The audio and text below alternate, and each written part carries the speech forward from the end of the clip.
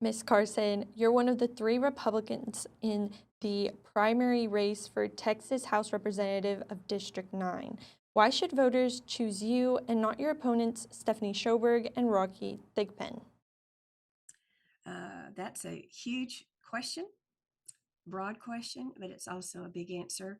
I'll try to be very succinct and let you know that bottom line for me, I've been in this area 26 years in East Texas, and one opponent's been here a very short time period.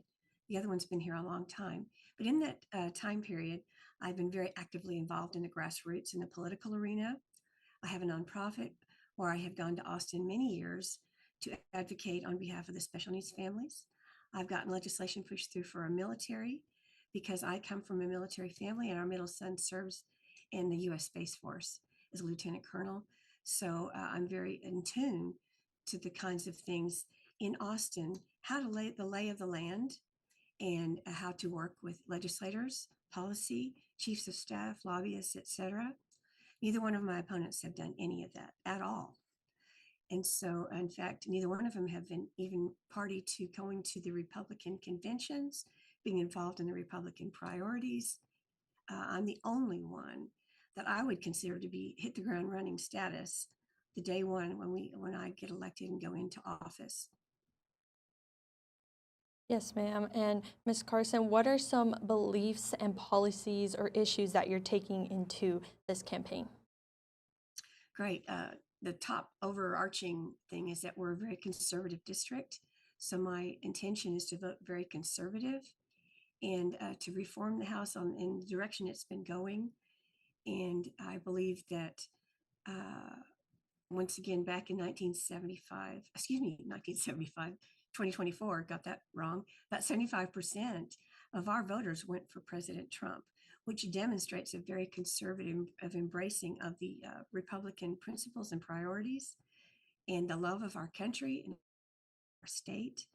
So I will be going in there as a reformer and as one that seeks to have a very strong concern, a voice of our people, and to vote what they want me to vote for. And the two big issues, as I have we've looked at, is the fact that property tax is number one. Number two is our water issues here, not only across the state, but most specifically here in East Texas. And I'm sure we can address some of that shortly as we go down this interview. Yeah, and let's say you are elected as the primary candidate and then go on to win in November. What issue do you plan to first tackle as representative? Property tax. And that is the number one concern. It is immoral, quite frankly, that our seniors and our individuals that are on the lower income level are losing their homes based on property tax. That's unconscionable. And so we must address this. I think we've been putting band-aids too long. We need to make a very strong concerted effort to deal with property tax. And as all of us know, this huge portion that goes, the property tax goes towards M&O, maintenance and operation of our schools. So none of us are going to go to Austin and flip a switch and get rid of property tax. This has to be a very thought out, well planned out timeline so that we can address it and not once again keep putting band-aids on it. And so what I would say to you is it's a hand in glove approach is that we have to cut spending. That's called stop the bleeding. And we have a situation where our budget in Austin grew $90 billion in just 44 years. I'm kind of stumbling here, excuse me, 4 years. And there's no reason for that continual increase in spending because it's not their money, it's our money, it's taxpayer money, hard-earned money people could use in having in their pocket for living expenses, etc., and not subsidizing things and having wasteful spending there. It's over $500 million a day to spend here in Texas to run the state. We have quite a few agencies that have just been newly created. That's more government, more spending. So we have to get very lean and tight on our budget. And when the comptroller comes at us with the next legislative session and says you have this amount of money, it's in budget surplus, whatever that is, every penny of it is all derived from taxpayer money being overtaxed. Let's give it all back to the taxpayers in the realm of property tax reduction. And the third thing is there are lots of pots of money in Austin through appropriations. I would urge that our legislature cooperate fully with the comptroller, and that's audit every pot of money there in Austin, rooting out waste, abuse, and possibly even some fraud. Our taxpayers deserve to have that transparency in Austin, and I intend to be the one there that will walk that through. Yes, ma'am. And you mentioned that one of your policies or issues that you are prioritizing is water rights. And for East Texans, water rights are at stake right now with the proposal of construction plans for AI data centers or reservoirs. But there were data center plans for one right in Lufkin. How do you plan to secure water rights for East Texans as discussion of these plans continue, or what is your overall opinion about these data centers? Okay, let's address that multifaceted question. First of all, one of my biggest requests of the House Speaker when I'm elected is going to be the opportunity to serve on the Natural Resources Committee. Important bills can live or die in a committee, and our water issues are way too important. We must have a fighter on the committee and a fighter in the House for our East Texas concerns with our groundwater. Right now, as we've all seen in the news, when we have a hedge fund guy coming in to our East Texas area, and one of our 6 counties is actually being directly impacted by this, with the desire to drain down the Carrizo Wilcox aquifer in order to transport it. That's the biggest issue you got to look at. The biggest word is export to the Dallas-Fort Worth area, because Dallas refuses to govern their own water usage. They've got 25% leakage. They're not willing to take care of their own issues, and they're wanting to come take our water. It's not theirs to have. I think that we need to address that as keeping the water rights within the region of origin and not being permitted to take out and export it. I do believe that the rule of capture was defined back in 1904, and the water development line, the model, we needed to have something very upgraded, dealing with in a modern status. We need very much to redefine the rule of capture so that every rancher, every farmer, every property owner here in East Texas and across the state will have adequate water resources to maintain their current existence and actually to develop and to grow. One thing I did not answer for you, you probably were about to ask me about that, is Yes, the ma'am. data center. Yes, there's actually one in our backyard, if you will, in the Lufkin area, and it's creating quite a stir, to be honest. And so right now, I actually went directly to the property owner of the mill, and I asked the question, what would be the best chance of calling a town hall meeting in the evening so people that work during the day can attend and have the experts there, have those that have been involved in the creation of this project, and every individual in the area be able to have a microphone in the aisle to ask their questions, express their concerns, let the answers be given, and there be an open transparency about this entire thing. Because if there's mistrust or distrust, then that's not fair to constituents that live in the area, that love the community, that want the best for the community. They do want industry. They do want vibrancy and growth. Yes, that's all good, but they're concerned about the data center. There's concerns about, of course, the noise pollution. There's concerns about water consumption. Once again, is it a closed system? What's that going to look like for the community? What about the power grid with a substation there? Will that be adequate? Encore needs to be involved in this. So my suggestion that I gave her, she took it very well. And she said, that's an excellent and very reasonable approach. I think we should do that. I said, let's go. And so I believe they're going to be doing that shortly. I know the election process right now is taking everybody's time, but I do foresee that happening, and I will definitely be a part of that.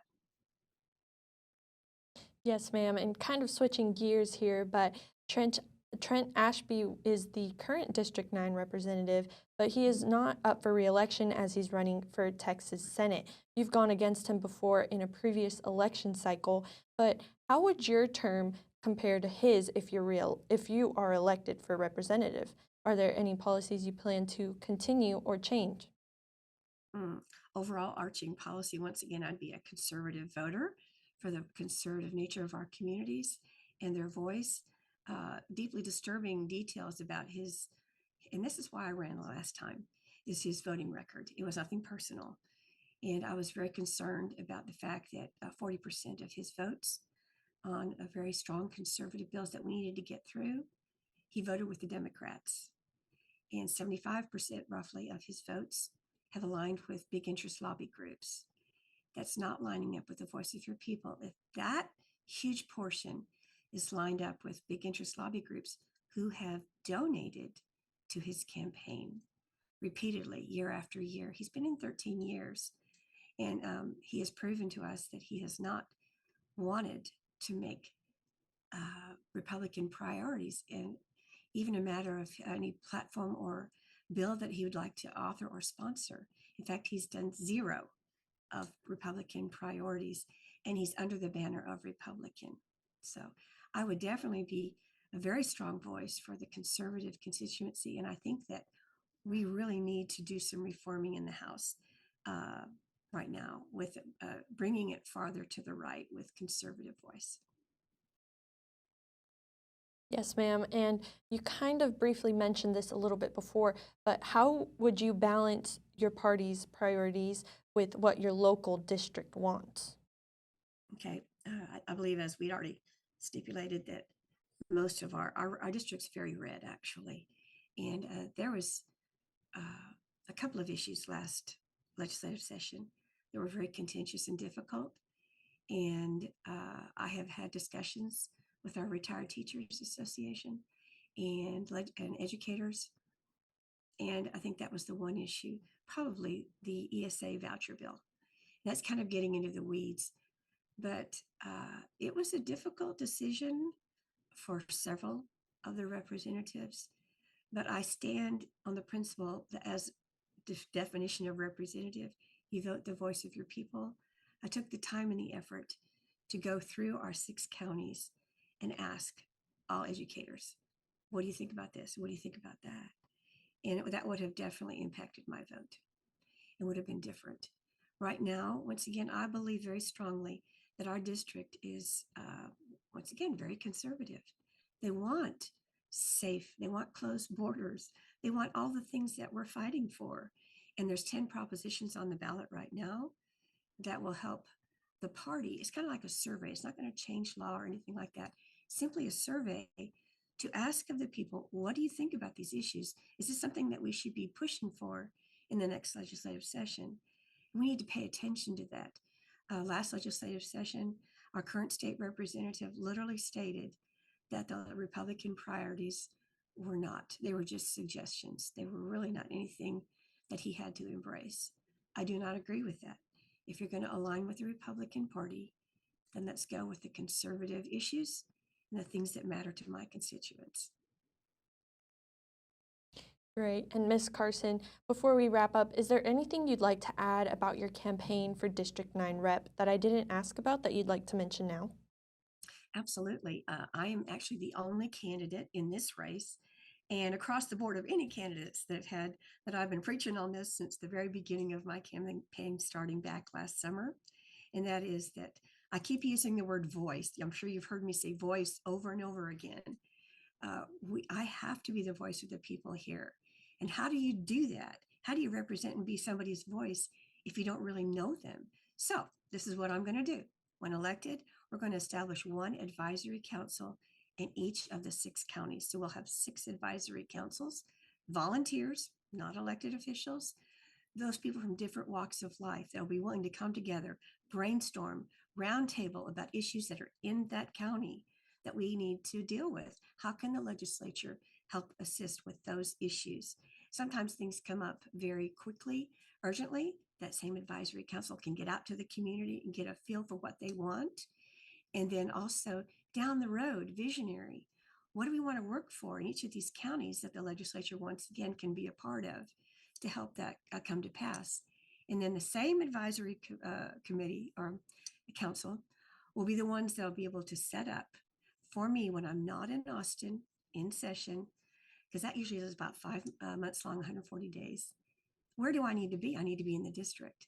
And so we're going to be unique after the last 13 years. We're going to be having town halls, not just in one spot here and there once in a while. We're going to have them routinely. And it's going to be in multiple locations in each of the counties. It's very doable.